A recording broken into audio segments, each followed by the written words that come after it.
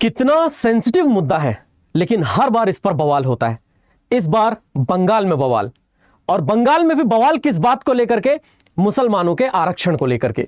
मैं इस कहानी को एक एक कड़ी के साथ जोड़ता हुआ चलूंगा, और जब से भारतीय जनता पार्टी की सरकार आ गई है बंगाल में, तब से कुछ ना कुछ आपको ऐसा जरूर देखने को मिलेगा। ऐसा नहीं है कि ममता दीदी की सरकार के समय पर यह सब नहीं था, ऐसा नहीं है कि बीजेपी की सरकार आने के बाद कुछ ड्रास्टिक चेंज हो गया है, लेकिन दोस्तों लास्ट में आपको एक ऐसे कंपैरिजन के साथ छोड़ करके जाऊंगा कि आप सोचने को मजबूर हो जाएंगे, वास्तविकता में क्या हम इस घटिया स्तर तक आ गए हैं जहां पर हमें सोचने के लिए भी आजादी नहीं मिल रही। मैं आपको बताऊंगा एक एक करके सारी कहानी। दोस्तों आज का जो ये सेशन है, ये आपकी आंखें खोल देगा, ये आपको बताएगा वास्तविकता में सरकारें किस तरह से सोचती हैं, और नई सरकार के आने के बाद किसी एक माइनॉरिटी अथवा किसी एक मेजॉरिटी के लिए सरकार का झुकाव किस तरह होता है। दोस्तों एक बहुत सिंपल सी बात कि वेस्ट बंगाल की सरकार यानी शुवेंदु अधिकारी साहब के नेतृत्व में सरकार ने 2 बिल पास किए हैं जो ओबीसी रिजर्वेशन को कंप्लीटली अमेंड करते हैं, यानी कि ओबीसी आरक्षण में संशोधन करते हैं। किस लेवल का संशोधन है ये संशोधन इस लेवल का है कि जो अलग अलग ग्रुप्स थे, उन ग्रुप्स को अब हटा दिया जाएगा ओबीसी आरक्षण सूची से। मुसलमानों की बात करें, मुसलमान में यानी इस्लाम धर्म में एससी और एसटी का कोई कॉन्सेप्ट नहीं है, वहां कोई छुआछूत का कॉन्सेप्ट नहीं है। तो मुस्लिम्स या तो ओबीसी में आते हैं या तो जनरल में आते हैं, और जो भी राज्य की सरकारें होती हैं उन्हीं के पास यह पूरा अधिकार होता है कि वो किसी भी एक ग्रुप को, किसी भी एक समुदाय को ओबीसी के अंदर लिस्ट में डालें या ना डालें। वेस्ट बंगाल की सरकार ने ओबीसी की लिस्ट में ऑलरेडी कुछ मुस्लिम कम्युनिटीज को डाला हुआ था, उन मुस्लिम कम्युनिटीज को अब ओबीसी की लिस्ट में नहीं रखे रहने दिया जाएगा। ऐसा बंगाल में नेतृत्व करने वाली बीजेपी सरकार के शुवेंदु अधिकारी साहब ने कह दिया है। आखिर ममता दीदी के समय पर ऐसा क्या था और अधिकारी जी के समय पर ऐसा क्या है, इस कंपैरिजन को देखना तो बनता है। और ओबीसी के रिजर्वेशन में यह क्या अमेंडमेंट है, यानी कि ओबीसी के आरक्षण में यह क्या संशोधन है, वो भी देखना बनता है। तो देखो दोस्तों, अभी हाल ही में 2 बिल पास हुए हैं, और इन 2 बिल को देखो तो ये दोनों के दोनों बिल वेस्ट बंगाल की असेंबली ने पास किए हैं।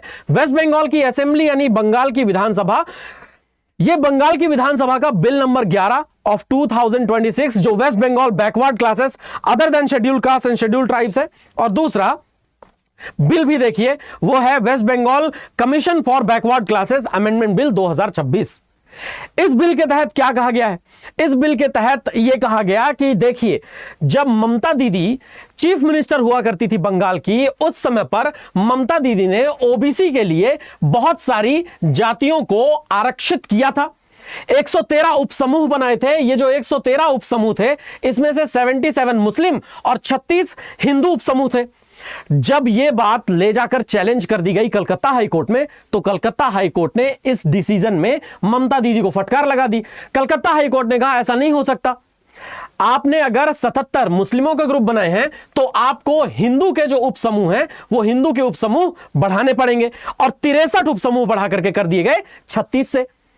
लेकिन कलकत्ता उच्च न्यायालय यानी कलकत्ता हाई कोर्ट की तरफ से यह जो डिसीजन दिया गया जिसमें ममता दीदी को फटकार लगाई गई, ममता दीदी ने इसको ले जाकर के चैलेंज कर दिया सुप्रीम कोर्ट ने।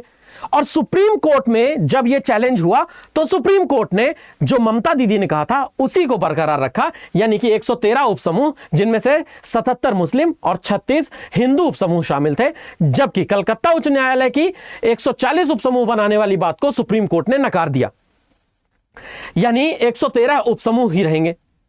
अब भारतीय जनता पार्टी ने बार बार यह आरोप लगाया, जब ये ऑपोजिशन में थे तब भी आरोप लगाते थे कि टीएमसी सरकार ने सामाजिक रूप से देखा नहीं, और बहुत सारे ऐसे हिंदू समुदाय हैं जिन हिंदू समुदायों की अनदेखी की जा रही है। बार बार भारतीय जनता पार्टी द्वारा लगाए गए आरोप, और उसके बाद भारतीय जनता पार्टी का सत्ता में आ जाना।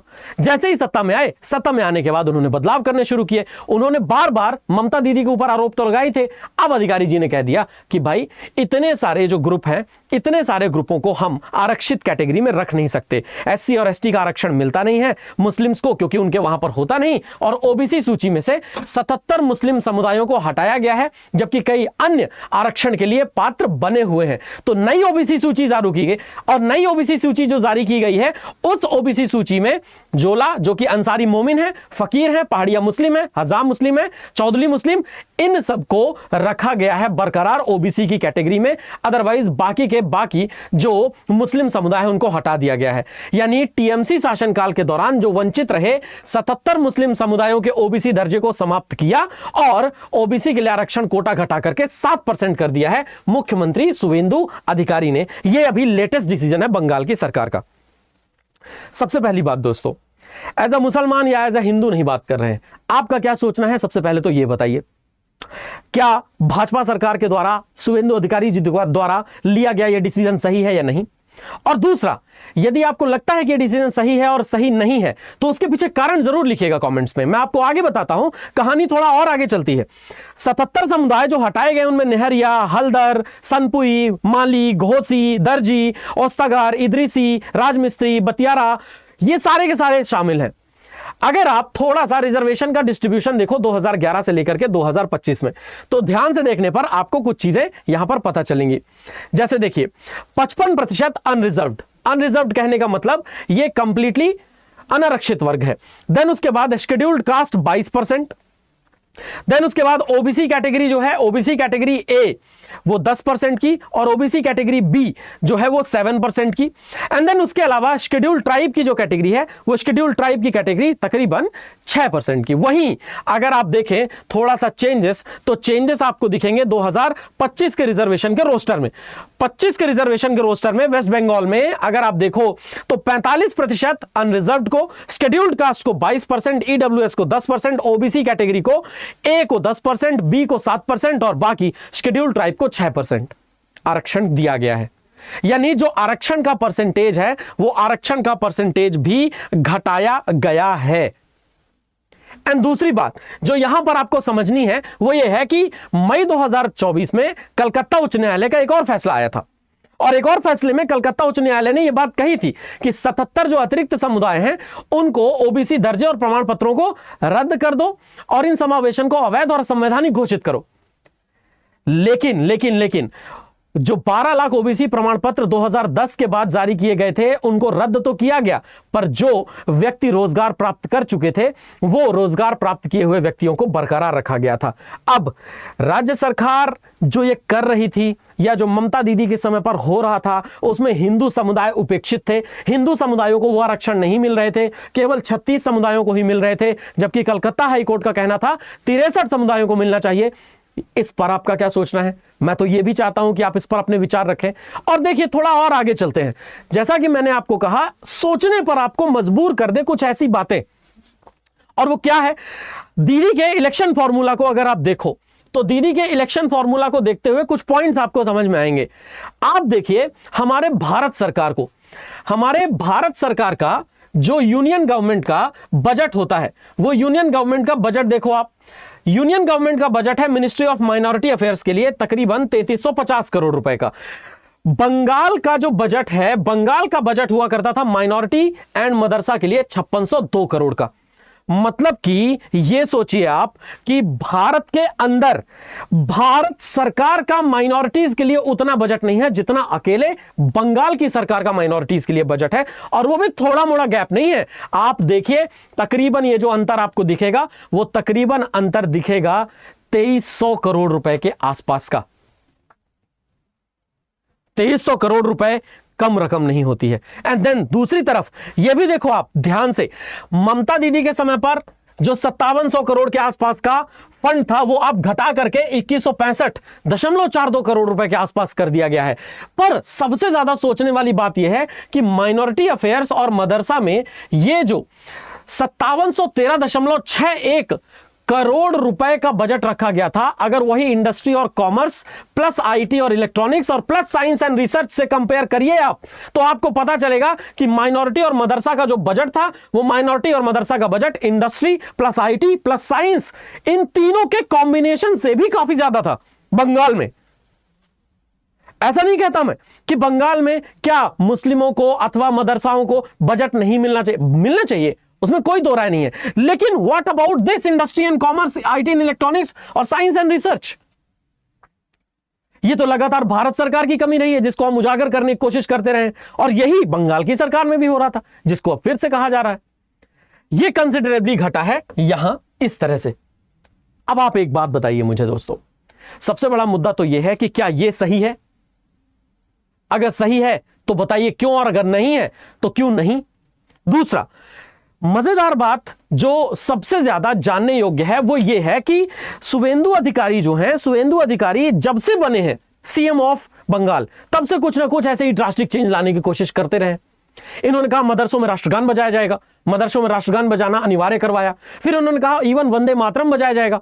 तो वंदे मातरम बजाने में सबसे बड़ी समस्या ये थी कि जो इस्लाम है वो इस्लाम वंदे मातरम के सारे स्टैंजास को कंप्लीटली फॉलो नहीं कर सकता, क्योंकि इस्लाम एकेश्वरवाद है। इस्लाम अगर एकेश्वरवाद है, वो केवल अल्लाह को पूजते हैं, तो स्वाभाविक सी बात है उसमें जो 2 स्टैंजा हैं जहां पर मां सरस्वती देवी की वंदना है एवं अलग जो हिंदू देवी देवताओं की वंदना है, उसमें मुसलमान उसे क्यों गाएं? और अगर ये नेसेसिटी कर दी गई तो जिस समय जवाहरलाल नेहरू जी द्वारा इन स्टैंजास को हटा करके हमारे राष्ट्रीय गीत में वंदे मातरम में बाकी सुजलाम सुफलाम से लेकर के और बाकी सारी लाइंस रखी गई थी, अन्य स्टैंजास को हटा दिया गया था, अगर वो स्टैंजा बजाए जाएंगे तो क्या ये जबरदस्ती नहीं होगी? देखिए, मैं यहां पर जो कुछ भी कह रहा हूं वो एकदम लॉजिकल बात है। मैं सरकार के बजट के ऊपर बात कर रहा हूं, ना कि मुसलमानों के ऊपर। मैं आपको फिर से कह देना चाहता हूं, सरकार का जो माइनॉरिटी अफेयर्स और मदरसा को लेकर के 5713.61 करोड़ रुपए का बजट है, क्या यह ममता दीदी का एक तरफ झुका हुआ होना नहीं दर्शाता? एंड देन बाद में अधिकारी जी का फिर एक तरफ झुका हुआ होना नहीं दर्शाता, जहां पर ये कह रहे हैं मदरसाओं के अंदर जनगण मन तो चलिए ठीक है, लेकिन उसके बाद वंदे मातरम और विथ ऑल 6 स्टैंजा गाया जाएगा। ये अपने आप में बड़ी बात है।